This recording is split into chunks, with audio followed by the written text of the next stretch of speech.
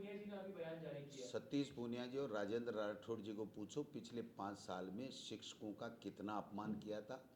काले मोजे और काली पेंटें उतरवा दी थी और यहाँ घुसने नहीं देते थे, लाठियां बरसाते थे। जो शिक्षक संगठन के लोग आए थे, ये मुझे पता था इसलिए मैं पर्चा लेके आया हूँ। ये एक फोटोकॉपी लेकर के आए थे जिसमें जो संगठन के पदाधिकारी बताए गए हैं वो संगठन के पदाधिकारी जो आए थे वो थे ही नहीं।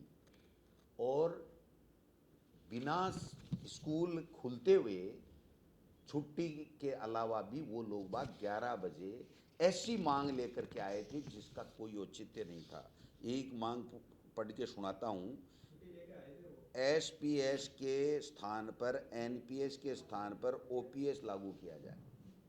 2004-05 में जो मनमोहन सिंह जी के समय में केंद्र में कानून जो पेंशन कानून लागू हुआ था उसको ख़त्म कराने के लिए ऐसी कोई अर्जेंसी नहीं थी। बच्चों की बोर्ड की परीक्षाएं थी। बच्चों के बोर्ड के परीक्षाओं को छोड़ करके अगर वो छुट्टी लेके आए तो भी गलत था। उनको शिक्षा मंत्री के सरकारी निवास के ऊपर और सेक्रेटेरिएट में बाकायदा उनको समय लेके आना चाहिए था।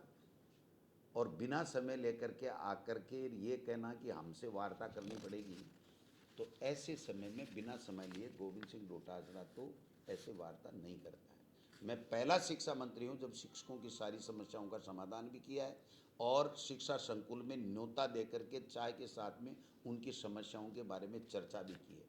लेकिन ऐसा भी नहीं हो सकता कि टीचर की भर्ती होती है, टीचर का काम है विद्यालय में पढ़ाना, और वो अपने व्यक्तिगत काम के लिए बच्चों के भविष्य के साथ खिलवाड़ करके बिना समय लिए अगर वो बाधा बनना चाहता है तो ये आज सरकार बर्दाश्त करे न कल करे। जब मैंने पूछा कौन सा है ये रेसला लोकतांत्रिक, सुना आपने कभी? रेसला तो हमने भी सुना है कि लोकतांत्रिक कहाँ से हो गया।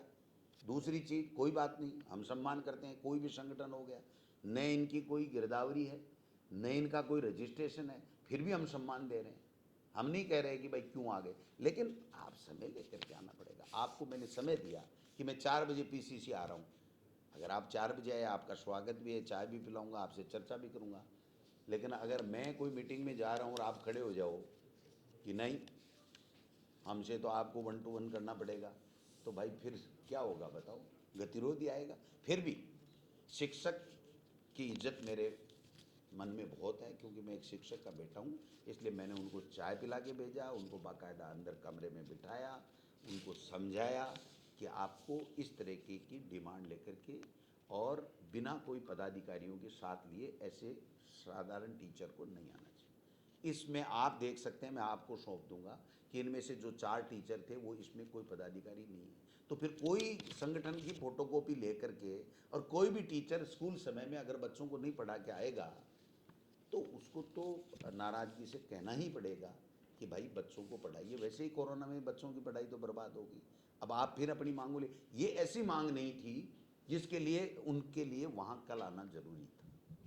तो इसलिए मैंने कहा था, बाकी मैं परिवार का मुखिया हूँ, वो मेरा परिवार है, उनकी समस्याओं का हम समाधान करते भी हैं, आगे भी करेंगे।